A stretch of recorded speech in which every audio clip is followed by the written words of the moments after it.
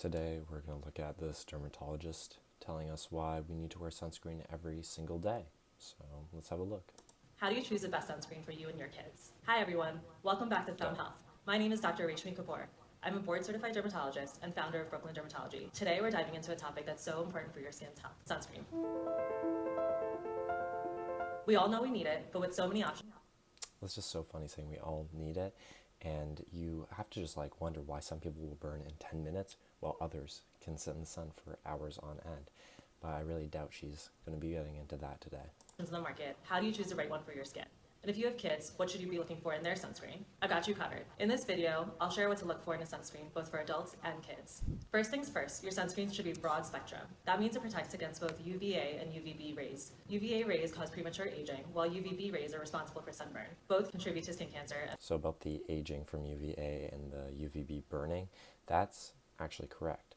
But she's already looking for a solution and not asking why this is happening in the first place, when that's such an important thing to consider. Broad spectrum sunscreen protects against both types of harmful rays. Next, let's talk about SPF. For most adults, dermatologists recommend at least SPF 30 or higher. SPF 30 blocks about 97% of UVB rays. A major pitfall is that we are not perfect applicators, and most people don't apply enough sunscreen to get enough protection. For your face and neck, apply 2 finger-length squeezes of sunscreen. If you're going to the beach and are applying SPF to your whole body, you need 1 ounce, enough to fill a shot glass. And don't forget about reapplying. After swimming, sweating, or just being outside for a while, you'll need to reapply sunscreen every 2 hours. So SPF 30, applying it every 2 hours, again, just treating the output and not mentioning the input, which is obviously going to be what you're eating, but I'll get into that in a sec. 2 hours to keep your skin protected. If you're planning to swim or sweat, make sure your sunscreen is water resistant. Most water resistant sunscreens last for 40 to 80 minutes before you need to reapply. So keep that in mind if you're at the pool or on a hike. Now, when it comes to kids, their skin is more sensitive than adults, and they have a higher skin to body ratio. For babies 6 months and younger, dress your baby in sun protected clothing and keep them in the shade. If possible, sunscreen should be avoided in babies younger than 6 months. Are we serious? Why do you think we should be avoiding sunscreen on babies? Why specifically babies? Sure, their skin's a little more sensitive, but don't you think the bad effects of sunscreen are not just going to be affecting babies, but people of all ages? Something to think about there. For infants and toddlers 6 months and older, sunscreen can be applied to all exposed skin. Mineral sunscreens with zinc oxide or titanium dioxide are the best choice for kids' sensitive skin because they are less likely to cause irritation. For adults with sensitive skin, I recommend a mineral sunscreen too, and to look for fragrance-free on the label. These are great for people with conditions like rosacea or eczema. That's definitely better. Obviously, you should just be avoiding it altogether in the first place, but if you're absolutely need to, she's right about it, fragrance-free, mineral-based, that'll be a lot better. For acne-prone or oily skin, look for sunscreens labeled oil-free or non-comedogenic. This means they won't clog your pores so you can stay protected. So, oily skin, that's funny because that's a completely different topic. Because what that is this IGF-1 and the Cecabus gland problem, and she's talking about that without even knowing it. That oil production is completely hormonal. That stupid sunscreen formula is not going to change anything about it. Protected without worrying about breakouts. For adults with pigmented skin that are prone to pigmentary issues like melasma or post-inflammatory hyperpigmentation, tinted sunscreens are a fantastic option.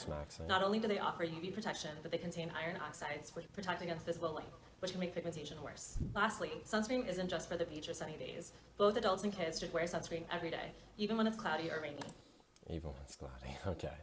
So now we can really get into what she never mentioned, because this video is almost over.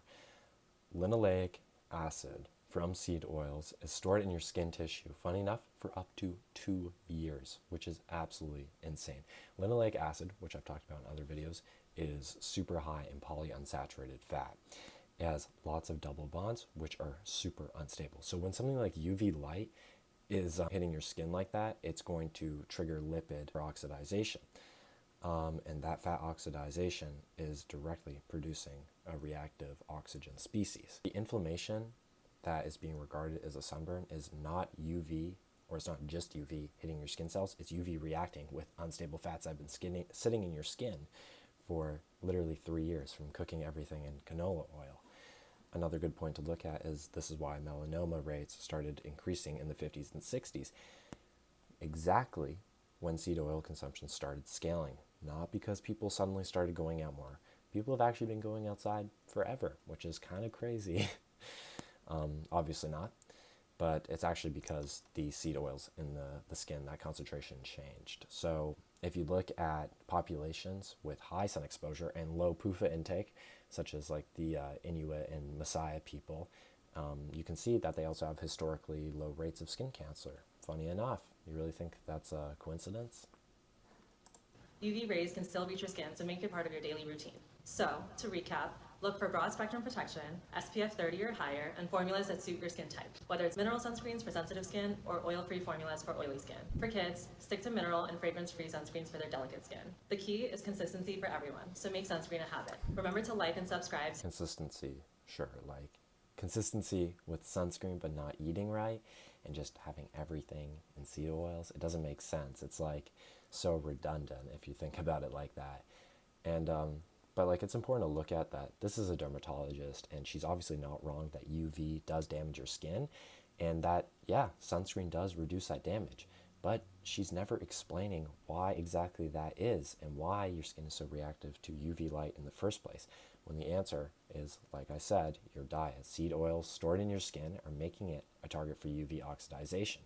So what happens when you remove those seed oils over the span, 6 to 12 months, you're going to be changing the sensitivity of your skin. And that's the mechanism she should have been mentioning, not stupid sunblock, which people are seeing causes a lot of negative effects, actually, because your skin actually absorbs a lot, like almost anything it touches within, I think it was like 5 seconds or something. But like you could really wear SPF 100 for the rest of your life, or you could just remove the thing that's causing the sunburns in the first place. It's so weird. But yeah, I'll see you guys in the next one.